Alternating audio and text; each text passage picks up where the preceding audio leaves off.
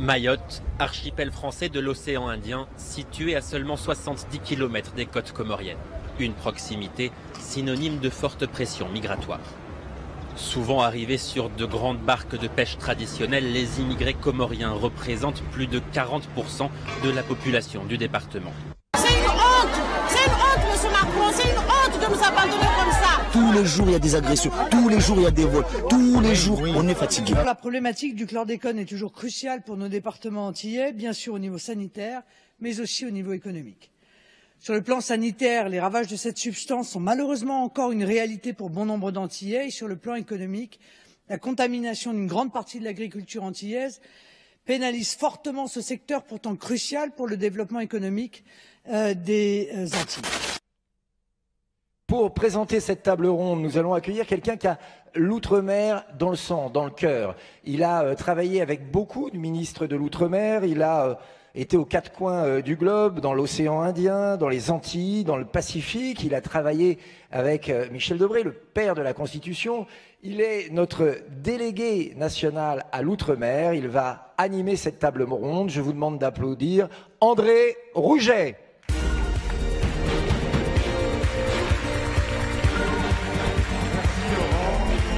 Merci Laurent et bonjour à vous, chers amis. Comme l'a dit Laurent, il représente les couleurs de notre mouvement à des milliers de kilomètres qu'ils ont parcourus pour être présents avec nous aujourd'hui. Je vous demande d'accueillir Éric Minardi de l'île de Tahiti en Polynésie française.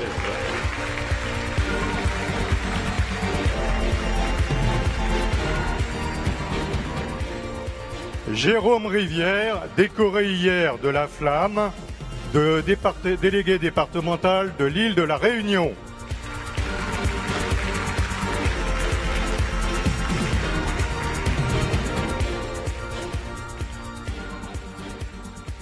Il a beaucoup de mérite à être ici parce que les conditions sanitaires dans son île ont été extrêmement rigoureuses. Je vous demande d'accueillir Saïd Ali Amissi de Mayotte.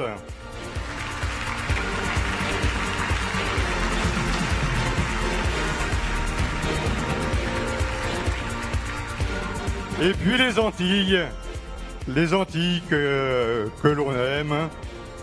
Rodi Tolassi, délégué départemental de Guadeloupe.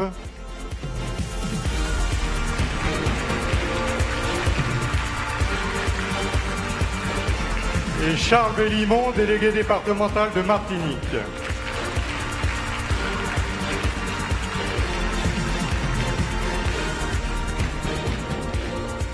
Notre ami Jérôme Arbour de la Guyane aurait dû être là, mais un contretemps de dernier instant l'a empêché. Et nous avons une pensée affectueuse pour lui, et je le représenterai en disant un mot de la Guyane. Alors, il n'est pas évident de parler de ces frontières lointaines de la France du grand large quand on se retrouve ici au fin fond de la métropole, à la frontière espagnole, de visualiser, de conceptualiser.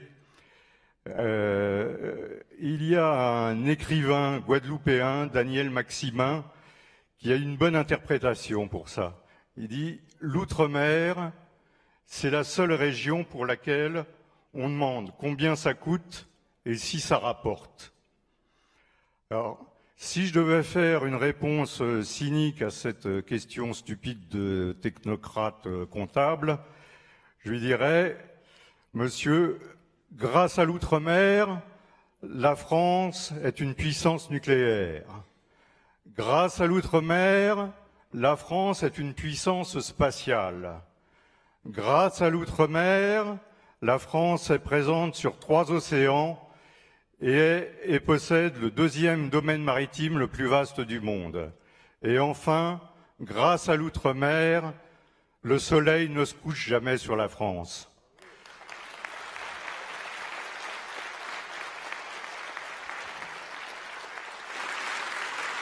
Mais au-delà de ça, la réalité, c'est que l'outre-mer, ce sont des femmes et des hommes qui, pour la plupart, sont français depuis bien plus longtemps que Nice, que la Savoie, que la Corse et même que la Franche-Comté.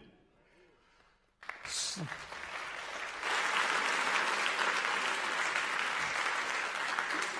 Ce sont des femmes et des hommes qui, les premiers, à l'occasion du premier tour de l'élection présidentielle de 2017, ont brisé le plafond de verre, puisqu'en cumul de voix, notre candidate Marine Le Pen est arrivée en tête sur l'ensemble de l'outre-mer.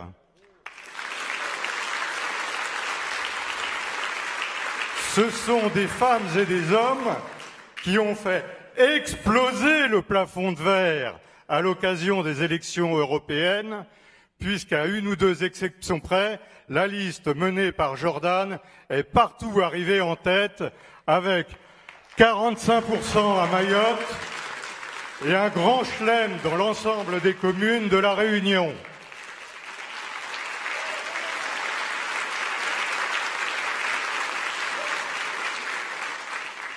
Mais au-delà de tout ça, et derrière le cliché paradisiaque du sable blanc et du lagon, l'outre-mer, ces femmes et ces hommes sont abandonnés depuis plus d'une dizaine d'années. Et cet abandon s'est accéléré pour se transformer en chaos depuis l'accession à la présidence de la République par Emmanuel Macron. Et je peux même dire qu'en bien des endroits, l'État s'y est effondré et que ces territoires, départements, régions, collectivités, pays, territoires d'outre-mer sont aujourd'hui en passe de devenir les nouveaux territoires perdus de la République. Parce qu'aujourd'hui, malheureusement, l'outre-mer, ce sont des lycéens qui se font assassiner à la sortie de leur cours. L'outre-mer, c'est un coût de la vie disproportionné avec la métropole. C'est un chômage galopant. L'outre-mer, c'est un désert médical, là où souvent nos compatriotes ont à affronter non seulement l'épidémie de Covid, mais des épidémies de dengue, souvent beaucoup plus mortifères que le Covid. Ce sont des catastrophes sanitaires et écologiques avec un pesticide qui empoisonne les cours d'eau, les rivages, les sols et les sous-sols des Antilles, et qui, plus est cancérigène pour la population.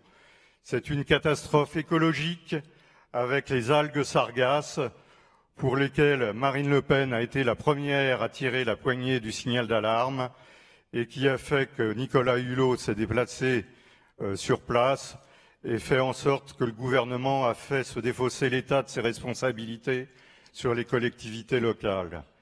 Et puis, la redistribution des cartes géopolitiques et géostratégiques à laquelle nous sommes en train d'assister dans ce nouveau monde du XXIe siècle fait aussi que nos territoires, de plus en plus, suscitent la convoitise de puissances étrangères pour leur positionnement, pour leurs matières premières, pour leurs fonds marins et sous-marins.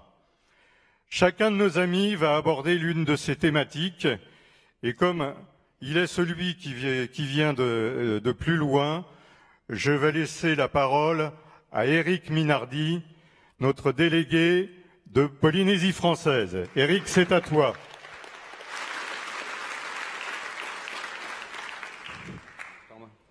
On m'entend, oui. Yarana et Tatou, bienvenue à vous tous. Merci d'être là aussi nombreux.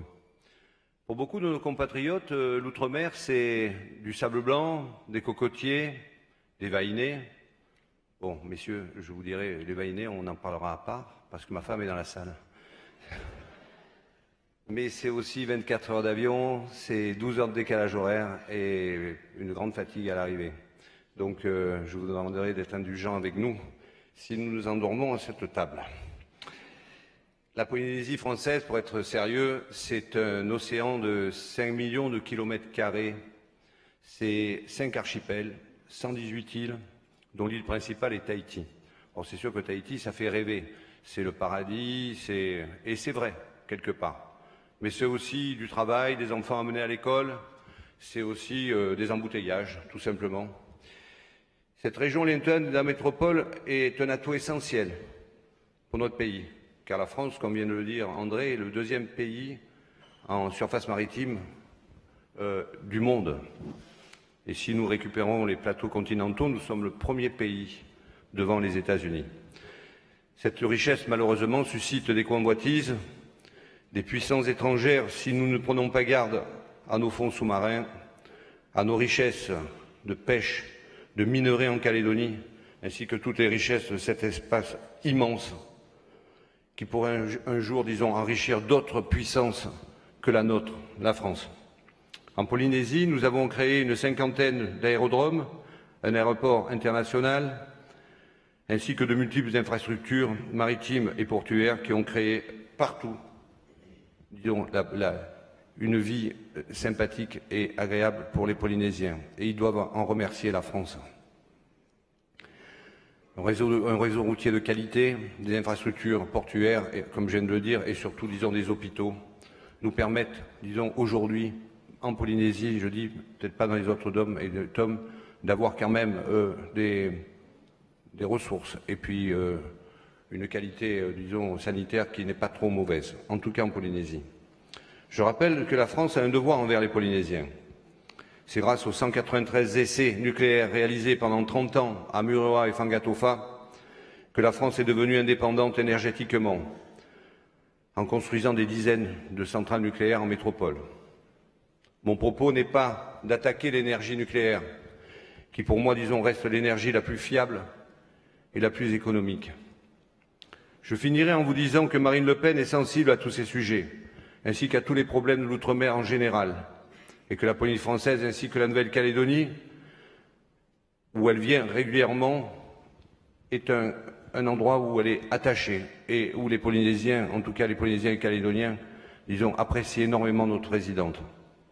Dans notre programme d'outre-mer, nous avons prévu de créer des universités internationales pour enseigner à nos jeunes étudiants toutes ces richesses, tout en les gardant dans leur région d'origine. Car la mer, aujourd'hui, disons, malheureusement, nous l'étudions très souvent dans des universités américaines, néo-zélandaises, canadiennes, et très peu en France, malheureusement. Je voudrais, disons, vous dire que l'outre-mer n'est pas une charge pour la France, mais une véritable richesse et une chance. On ne demande pas à la Bretagne, on ne demande pas à d'autres régions ce qu'elle coûte. Donc on ne doit pas demander à l'outre-mer ce que coûte l'outre-mer à la France, loin de là.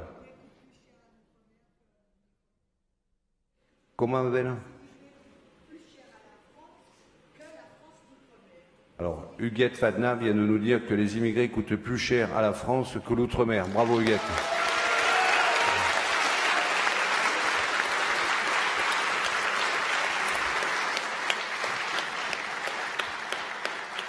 Je finirai réellement en vous disant que les Polynésiens et les Calédoniens, pour paraphraser ce que disait André, aiment profondément notre présidente, pour qui ils ont voté en 2017 avec un pourcentage de 42% en moyenne en Calédonie et en Polynésie, au deuxième tour, supérieur à celui de la métropole. À vos urnes, citoyens. Malulu. Merci à vous tous. Merci Eric. Tu évoquais la convoitise de puissances étrangères. Malheureusement, ce n'est pas le cas seulement dans le Pacifique, puisque l'archipel des îles Glorieuses, avec les îles Tromelin, Juan de Nova, Basse India et Europa, dont vous n'avez peut-être jamais entendu parler, qui sont au large de l'océan Indien, font l'objet de contestations de la République malgache. Et comme on sait que tout ce qui n'est pas protégé est pillé, tout ce qui est pillé est contesté, et tout ce qui est contesté n'a plus de souveraineté.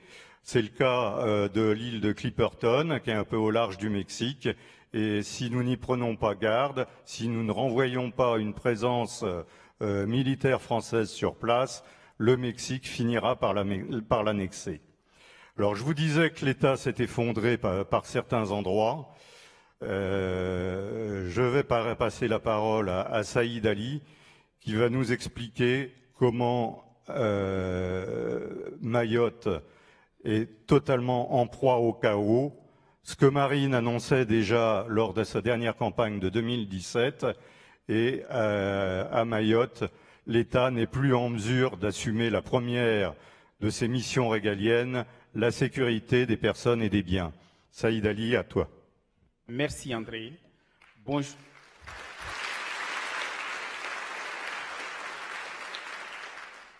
Bonjour à toutes et à tous. Avant de commencer mon petite intervention, je voulais juste rajouter et préciser ce que Madame vient de dire et ce que mon collègue là vient de le dire, bien préciser, être clair que selon les statistiques sous montre, ils disent tous, il faut savoir, vous le savez sûrement, que Mayotte est le département le plus pauvre de la France par rapport aux Outre-mer.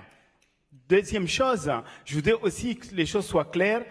Rien qu'à Mayotte, le taux d'expulsion des immigrés, le taux d'envahissement, on dépasse les 75 à 80% par rapport à toute la France et les Outre-mer en plus. Voilà. Donc, la France hexagonale, les Outre-mer et Mayotte en particulier, comme vous le savez, sont envahis par une vague migratoire quotidienne sans précédent. Le gouvernement Macron n'a fait qu'appliquer à ce jour que des mesurettes, comme les expulsions des migrants venant des Comores, sans toucher à ceux de l'Afrique des Grands Lacs. Et surtout, en étant dans l'incapacité de nous dire le pourcentage de ceux qui rentrent. Je viens juste de le dire que ça coûtait très cher. Effectivement, tous les jours c'est des millions et des millions qui sont dépensés pour expulser les gens qui rentrent. Mais on ne contrôle pas et ils sont incapables de nous dire combien rentrent avant de pouvoir dire qu'on expulse. En ce moment, à la date d'aujourd'hui, on est au mois de juillet, je suis capable de vous dire on avoisine les 25 000 à 30 000 immigrés qui sont déjà renvoyés, là à mi-année, pour dire qu'on va battre les records cette année. Les frontières n'existent plus à Mayotte, même en cette période de Covid, où l'État a complètement démissionné de ses prérogatives régaliennes. Ce qui a comme conséquence une augmentation sans précédent de l'insécurité et ce qui se traduit par des agressions physiques, voire des meurtres à la branche ou autres, tels que voilà, tout qui peut exister. On a vu apparaître ces derniers temps, ça fait ces 3 dernières années, ce qu'on appelle des coupeurs de route. Ce sont des bandes constituées en majorité des jeunes, soi-disant des mineurs, menant leur loi au mépris du respect des règles élémentaires d'une démocratie. Nos policiers, nos pompiers, nos soignants, nos éducateurs sont quotidiennement agressés. Pas plus tard que vendredi dernier, lors d'un cambriolage, une arme de service d'un policier a été volatilisée, comme ce fut le cas le mois dernier lors d'une attaque. Les maisons à Mayotte sont barricadées par des clôtures en fer barbelées, comme dans une prison. Le seul espoir des Mahorais reste l'accession de la présidente Marine Le Pen, seule capable de solutionner ces 2 problèmes, immigration et insécurité.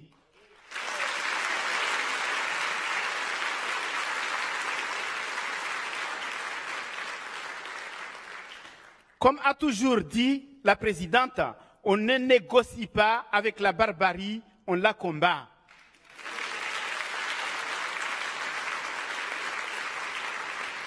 Et c'est pour ça que les Mahorais l'ont montré en votant à plus de 45% en faveur du Rassemblement national. Je termine juste pour dire qu'il a fallu plus de 4 ans que le préfet, qui est le représentant du gouvernement à Mayotte, se rappelle de l'existence qu'on appelle la loi Elan, cette loi qui consiste à détruire les bidonvilles qui se propagent un peu partout et qui poussent comme des champignons sans attendre une décision de justice. Mais encore, il a fallu plus de 2 ans que le préfet déclare et reconnaisse sur les ondes de Mayotte Première que, enfin, l'insécurité et la délinquance sont intimement liées à l'immigration. Merci.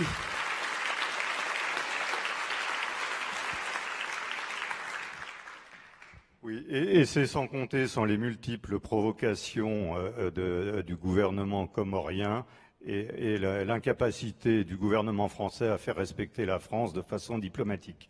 Nous allons rester dans l'océan Indien. Je vais passer la parole à notre délégué départemental de l'île de la Réunion, Joseph Rivière. Merci André de nous donner la parole. Mes chers compatriotes, merci de nous recevoir ici, sur le sol du noble pays de France, comme disait Jeanne d'Arc. Avant de commencer mon propos sur le chômage et le coût de la vie chez nous, je voudrais vous rappeler que notre île est belle, que nous sommes classés patrimoine mondial de l'UNESCO. Elle est belle par son climat, par nos montagnes, par nos plages, par la qualité de la vie, mais aussi par ces hommes et ces femmes qui font davantage confiance à Marine Le Pen. Marine Le Pen à La Réunion, c'est entre 2012 et 2017, plus 102 000 voix à l'élection présidentielle.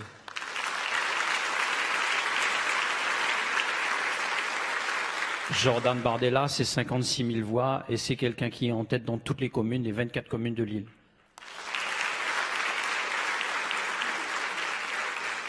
Eh bien, notre île est belle, mais comme beaucoup de territoires, nous connaissons ces fléaux que sont le chômage. Le chômage à La Réunion touche 25% de la population sur nos 850 000 habitants. Et toutes les classes de population sont concernées, aussi bien les jeunes qui sortent du système scolaire que les personnes qui sont de 35 à 45 ans. N'en parlons plus que ceux qui arrivent en fin de course professionnelle à l'âge de 55-60 ans. Donc toutes les couches de la population sont concernées et ce fléau est une gangrène, tout comme chez vous, en métropole. Et à ce constat, on peut ajouter que les collectivités ont un rôle primordial dans la régulation de l'emploi, mais que ces emplois précaires se font sous forme de contrats qui sont que des subterfuges pour entretenir une clientèle électorale sans réelles ambitions de développement économique et humain. Ceci, nous l'avons dénoncé lors de l'élection régionale et c'est vraiment un fléau qui tient à cœur les Réunionnais et nous avons eu à cœur pendant cette campagne de proposer aux Réunionnais un programme réel de développement économique.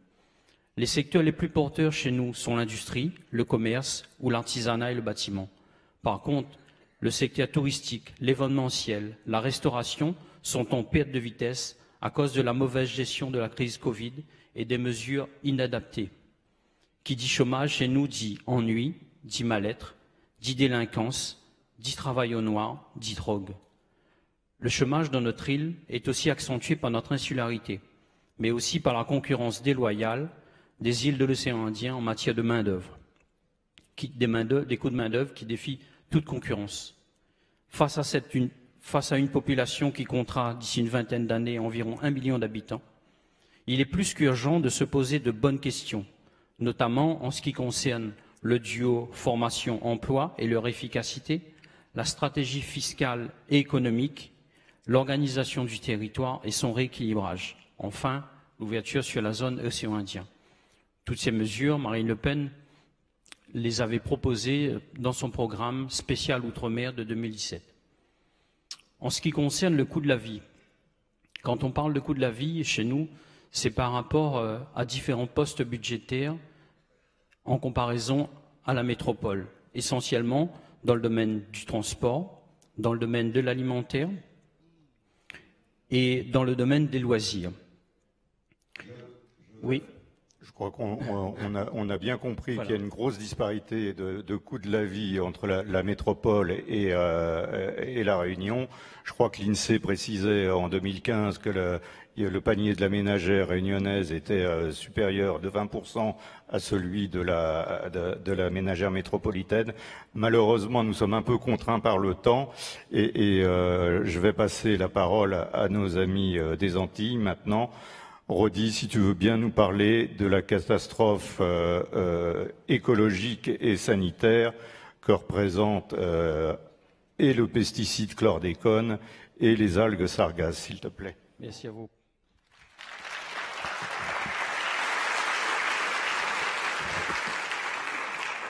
Oui, merci André. Alors, ça ira vite pour moi parce que je suis resté à faire la fête hier parce que c'était très convivial et familial. et mes homologues ont préparé de grandes feuilles et moi, pas. Alors, je voudrais faire juste une petite parenthèse. C'est pour tous les autres partis politiques qui nous traitent tout le temps de tous les noms d'oiseaux qui peuvent exister. Quand moi je suis arrivé au Rassemblement national, c'est le seul endroit où on ne m'a pas posé la question de mon origine ethnique, ni de ma race, ni de quoi que ce soit.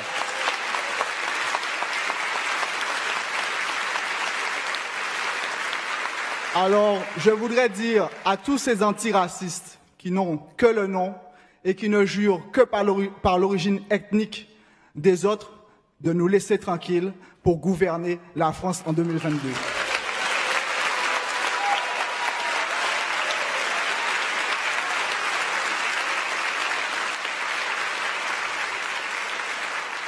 Alors oui, en Guadeloupe et en Martinique, dans les années 70, 80, la banane, qui était une économie forte, avait un produit pour lequel permettait de traiter le charançon de la bananeraie et qu'on utilisait dans ces deux îles. En 72, 73, par là, et à la suite, par de certains cyclones, on a réintroduit ce produit. Et c'est un produit qu'on a interdit aux États-Unis dès 1976 et qui a été classé hautement cancérigène par l'OMS en 1979. Mais les gouvernements que nous avions, et suite à certains lobbies, ont permis de continuer l'utilisation de cette molécule qui est une molécule organochlorée, hautement toxique, perturbateur endocrinien, et qui fait qu'aujourd'hui, nous sommes les deux populations championnes du monde de cancer de la prostate. Et j'aimerais rappeler, surtout pour les gens de gauche et du Parti socialiste, c'est à l'époque, en 81, que Mitterrand est arrivé au pouvoir et a donné l'homologation définitive de l'utilisation du chlordécone. Voilà. Et quand les socialistes nous font la leçon, ils doivent garder leur leçon pour eux. Alors, je ne